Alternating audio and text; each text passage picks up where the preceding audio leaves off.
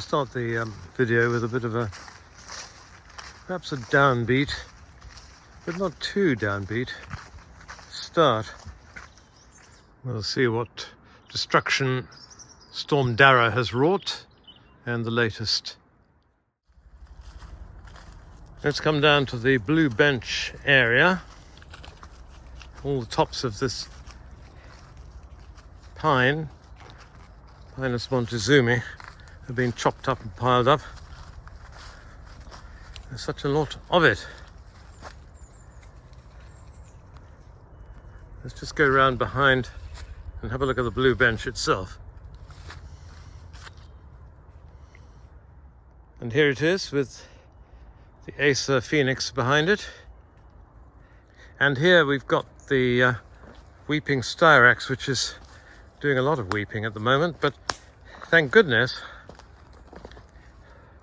it was just pushed down by the weight of the pine on top.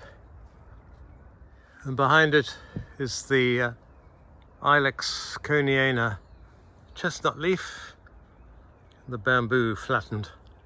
I'm going to make a start on the oak behind, which looks as if it's all right until you go the other side and realize it's actually on its side.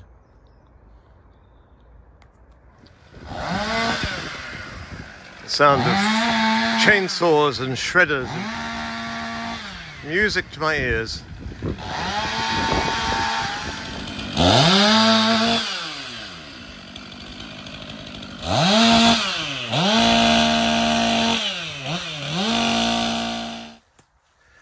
Let's come down here and take stock of the clear up so far.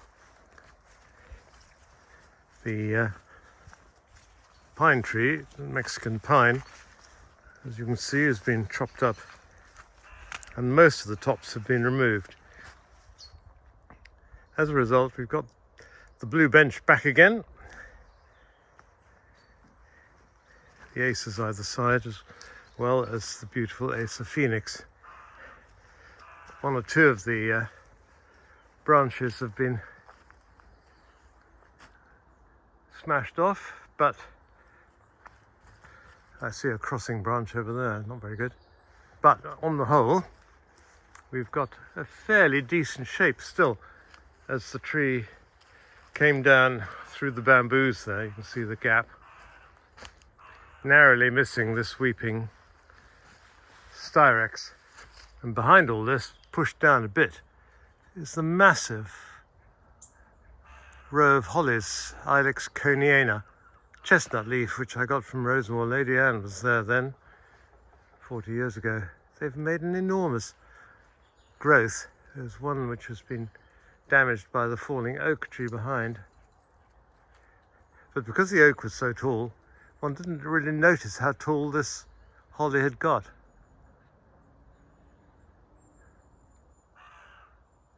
Anyway, we might reduce it down a little bit and make the rest of them, because it was a hedge at one time, make the rest of them about 10-12 feet,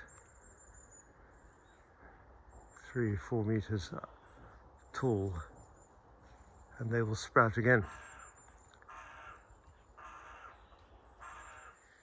Let's come past the stack of the pine logs yet to be cleared.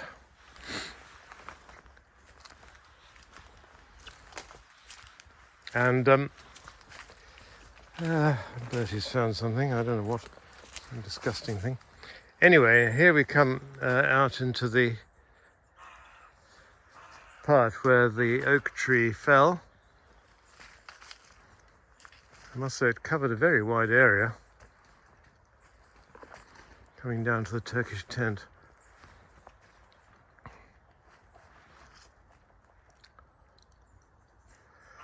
Now you can see how the top has pushed down the holly at the back. But nothing irredeemable. The trunk is broken somewhat, a lower branch, and the root plate has slipped back over the lane which runs behind, but luckily not blocking it at all. I was talking about the root plate because the whole trunk shifted. And there's the hole. And the lane behind. It looks rather sculptural at the moment, but I think all that has got to come away. Well, we're all cleared now. It's all been cleared where the great oak used to be, overhanging, and it's now an enormous area where the grass was. And here is the only thing left is the stump at a crazy angle, and the hole has been filled in. We shall continue to plant the hedge now because it's a bit open to all and sundry to come and climb up.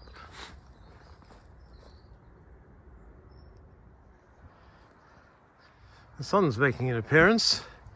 Gosh. So let's go and cheer ourselves up by looking at a few plants, shall we?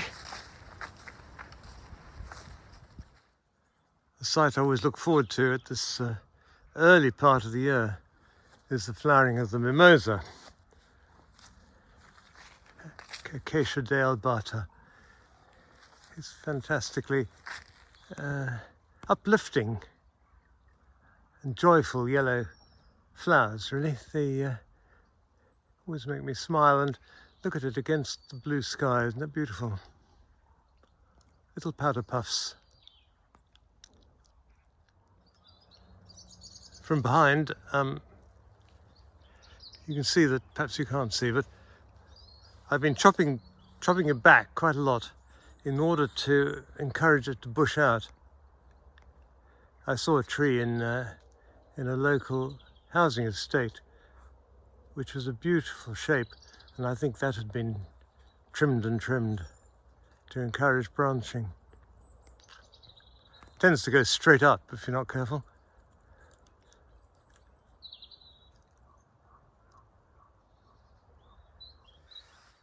I see a nice early Camellia here. Very early indeed.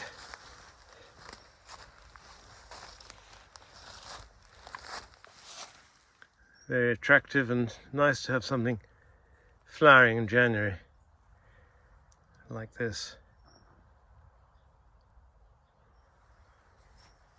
A few more buds to come. It's not a big grower, it's been here for a few years now. It seems to be more prostrate than it is upright.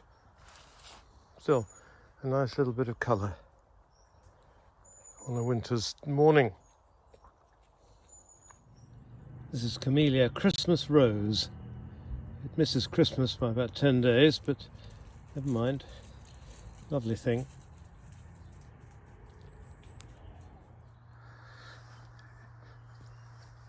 Coming along here, we've got the fallen Gleditsia from the Caucasus with its amazing thorns in the trunk. Always a talking point when we had visitors around the garden, but no longer with us. Crashed down in there.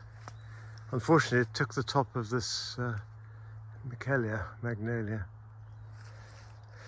But I think if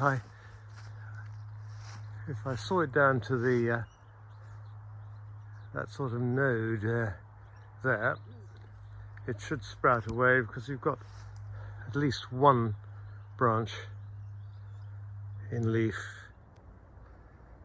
Well, here it is, chopped down, but there's quite a bit of ripping behind it. Nevertheless, I'll hope to see some sprouts above, and I've tidied up the leaves, the branch of the leaves on it, and cut them back slightly. So I'm hoping the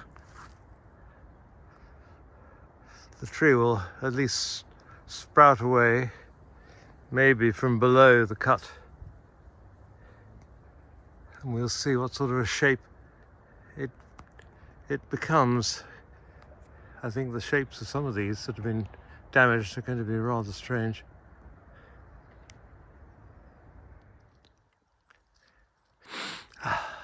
Lovely sweet scent here, which means that a camellia I really love and wait for every January is this one, collected in the wild by a friend of mine some years ago in southwest China. And it's really got a lovely sweet scent, amazingly so.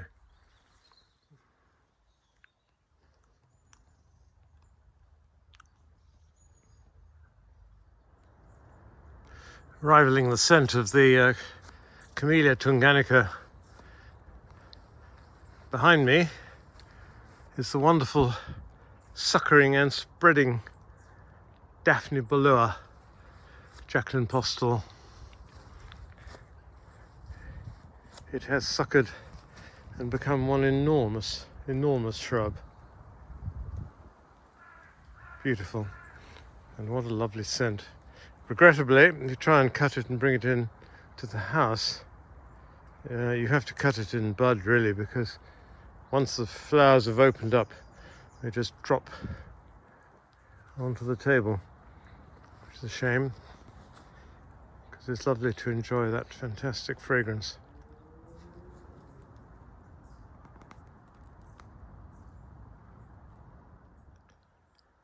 Well, we come past the other Mexican pine, but coming along here we've got some better news. And here is the beautiful Camellia with a funny name, transnocoensis. Another of these very early flowering camellias.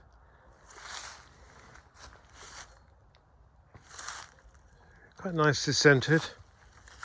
The flowers come out of rather lovely red flecked buds.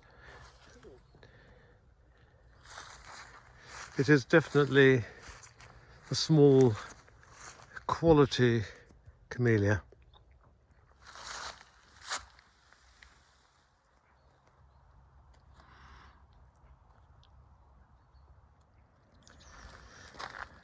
Now, draped along here is that Clematis that I collected near Kangding in Sichuan, southwest China, with its fleshy bells. This is a Clematis called urophylla. Now, you may or may not find this interesting, but I do. Some of it is being draped over a Berberis, which I also collected, and it was found to be a completely new species of Berberis. So we've called it Berberis ludingensis because it came from near Luding.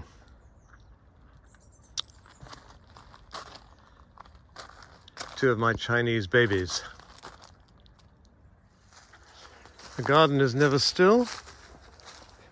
Here I've done a clearance, delineated a path with logs, and started planting a few little treasures like this rhododendron williamsianum and a few others. Things always start small and then